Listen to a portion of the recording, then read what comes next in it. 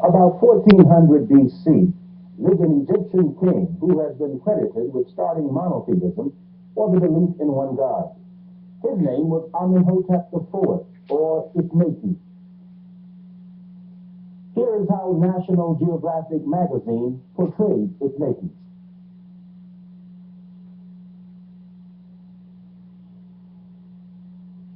Here is how he was portrayed during his lifetime.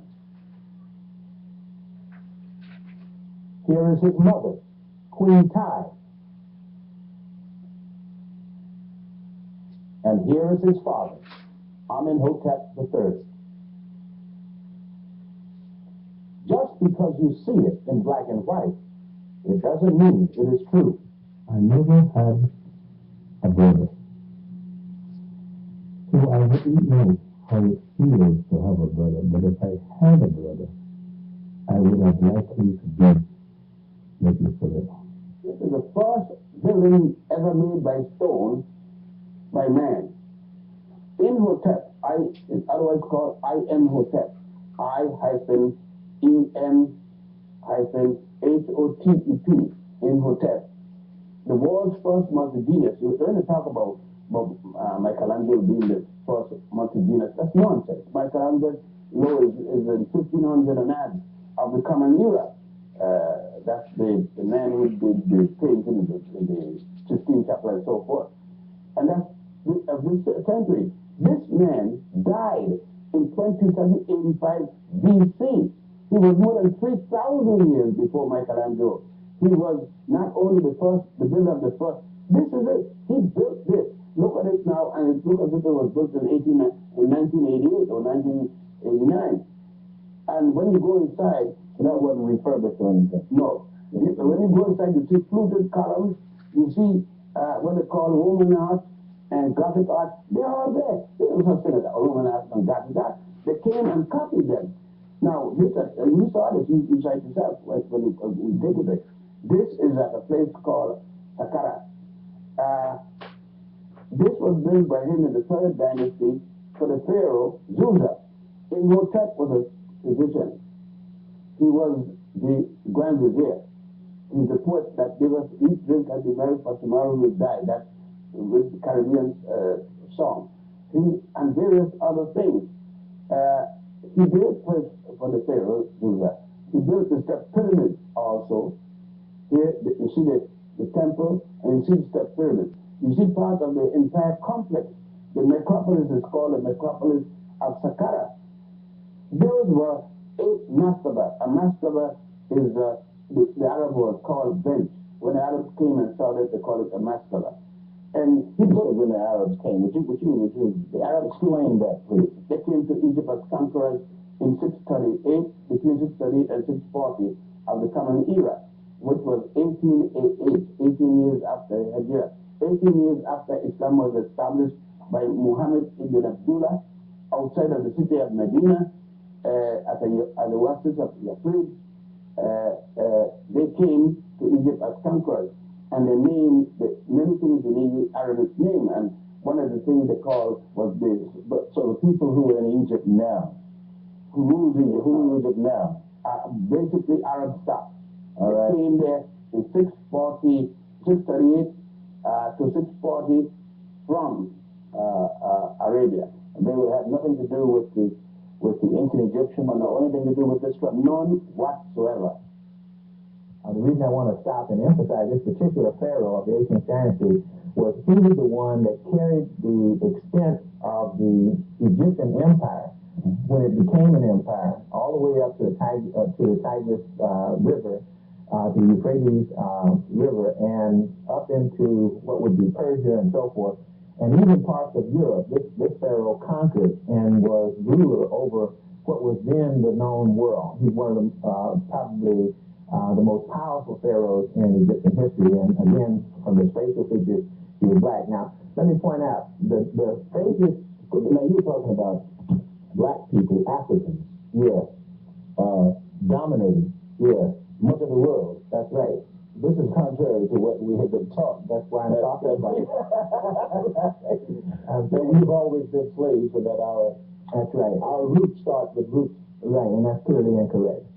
My fondest memory of Listervelt is when I first met him, and he called me and asked me to be on the show. And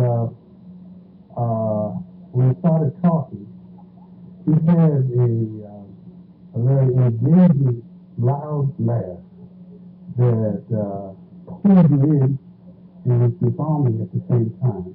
I later found out it was a way of getting me to loosen up and talk about things that were deeply tragic. Listervelt was a man that was strong, courageous, and proud. He was a genius. He could do anything he set his mind to do. And I learned that in him on the very onset of the relationship. So much so that I became his second mother. He made me feel like there's a possibility that there might be a little hope for us as a people. To have the opportunity to exchange ideas and to share. And really, one of the most important things, I truly loved him. And I know that he truly loved me. And that love was without qualification. So that was something that I will always treasure. Good evening. We are very glad to have you with us for this very special program. This program is special because with this evening's guest, we reach a plateau in our quest to find out who we have been and who we are. Our guest is one of the leading anthropologists and Egyptologists in the world, Dr. Sheikh Anta Diop. Aujourd'hui, la science sait de façon sûre que l'humanité a pris naissance en Afrique, sous la latitude du Kenya, dans cette région qui est à cheval sur le Kenya, l'Éthiopie et la Tanzanie. We are able to say scientifically today, to say with certainty that mankind was born in Africa on the latitude more or less of Kenya, and that area which comprises Kenya, Ethiopia, and Tanzania. Et qui va même jusqu'en Afrique du Sud, suivant un axe nord-sud. And going on a north-south axis all the way south to South Africa. Or, une humanité qui est née sous une telle latitude au niveau de l'équateur n'aurait pas pu survivre si elle n'était pas pigmentée noire dès son apparition. So it's clear that any humanity that had its birth in that region could not have survived in an equatorial region without pigmentation. La nature ne crée rien au hasard et elle a protégé l'humanité qui est née sous l'équateur en Afrique par un écran de mélanine. C'est ce qui fait que les premiers hommes étaient nécessairement noirs tant qu'ils n'étaient pas encore sortis de l'Afrique. Nature doesn't do anything by chance, and it's for that reason that humanity, mankind that was born in a sub-equatorial region was given melanin to protect its skin, and it's for that reason that it is clear, it is certain that first man had to be a black man. It is wonderful to have such a giant of an Africa to be so sensitive, to be so caring, so loving, so sure. And I know of his work that he's doing around the building of his home. I described him in my presentation here as the Akhenaten of our age. He was a brother who had a consciousness of the beginning, who wanted to create a new concept of the oneness of God, who wanted to create a new city of God, which is to build a new home for himself, and set a pattern for the transmission of our truth. And he didn't base it in Atlanta, the metropolis of the South, or in Chicago, the metropolis of the Midwest, or New York, the metropolis of the nation. He came south, down to the homeland. He returned back to where our people have their deepest roots. And it was from this place that he made his own transmission. So he will be forever indebted for having passed with him in this phase of lasting consciousness, and he'll never be forgotten.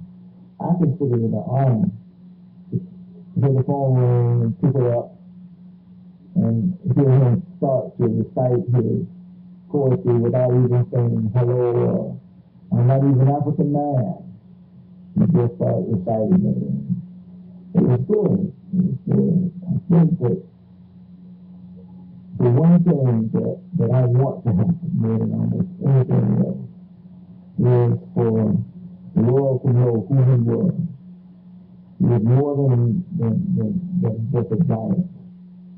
I thought I was a revolutionary in my militancy and my activism, but here was one who took his mind and did the same things that we were doing in the streets, just taking over buildings and leading marches and holding demonstrations, and he was making poetry.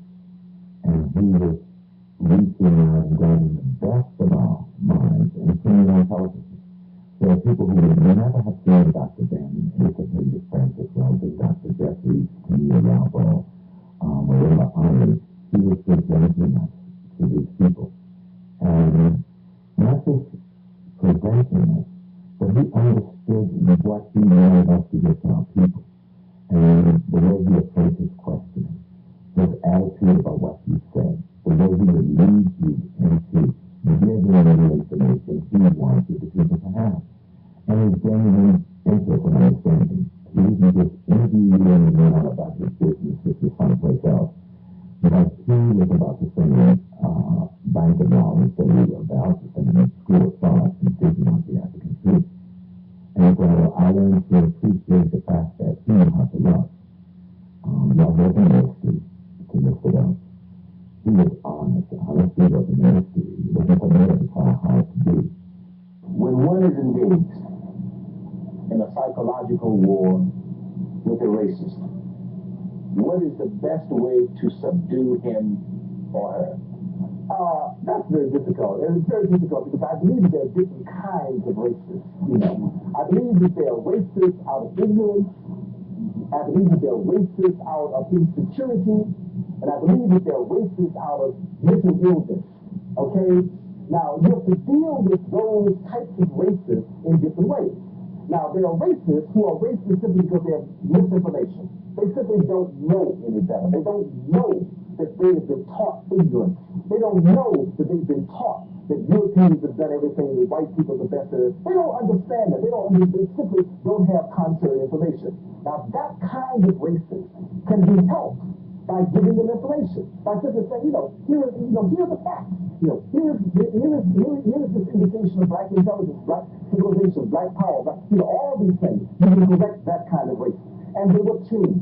They will change their attitudes, they will change their conduct. And there's another an associate psychologist, a friend of yours, maybe, a colleague, that's the word I'm looking for. He has stated that the more white people become aware of your genius, black genius, the more afraid of you they will become. Okay. For example, you look at the situation now in Japan, where people used to laugh at the Japanese. Now that they've become too competent, they want to deal with them. How do you see that in light of your statement you just made, that the uninformed racist can be helped by giving him or her information? Okay, it's not possible that when you give him that information on the black genius, that he or she will not recoil. Right, I was trying to get to the other side. Okay. You're quite, the insecure racists would be devastated by that information. And that's why the strategies have got to be different. And a part of what we got to understand is the difference in those races, The fact is that we could argue with some white people, it will make a difference. Some of them, very few of them, but some of them, it will make a difference. That is, give them information to correct them. But you're quite right. The vast majority of white people are racist because of their own insecurity. They don't trust their own people's ability, despite the fact that the whole culture tells them how powerful they are. So when you begin to give those people ideas and indications of black genius, it will frighten them, and they'll become even more strident, even more vehement, even more determined in their determination to be racist. That's a large number of them. Then there's another group of racists who are sick. who are so sick that it doesn't matter what you tell them, what they see, what they understand, they're going to maintain beyond a shadow of a doubt of the total inferiority of everybody black and the total superiority of everybody white. It's almost like he flew under the radar because no one knew that this incredibly broad impact had already been made. It's kind of like a poem that I like to cite by the British historian and literary giant Gerald Massey, and it goes something like this. It says, "Truth is all-powerful with its silent power, and working secretly, it's only whispered and never heard aloud, working secretly except in some excommunicated book.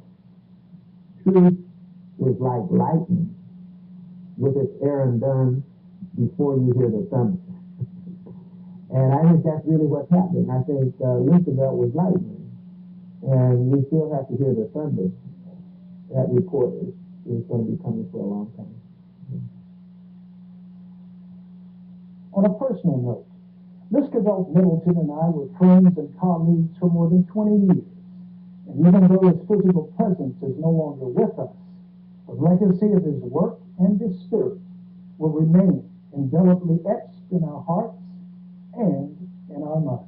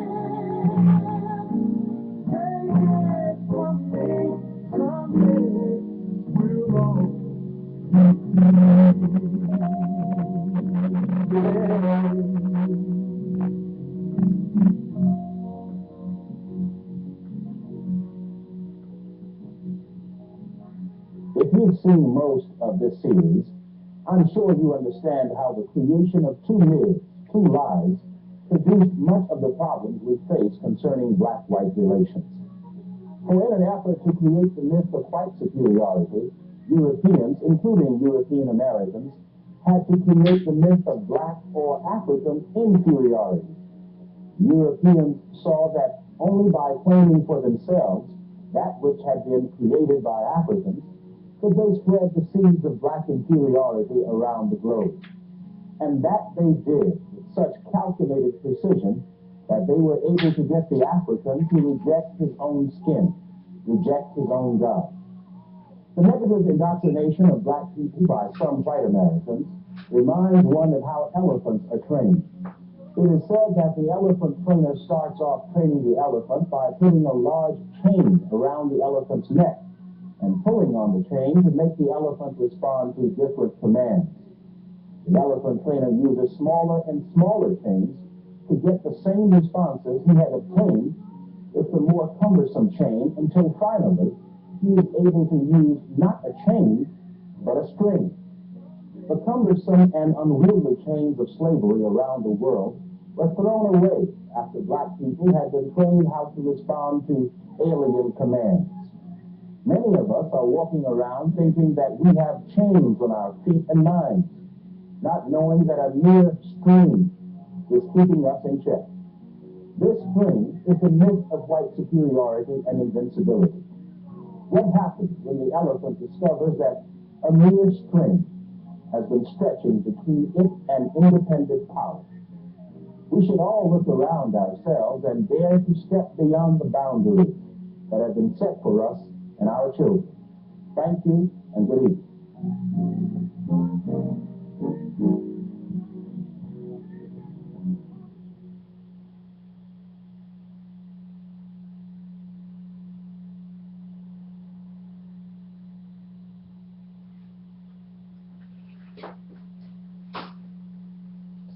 A long life as an elected official and may have a long life in the future.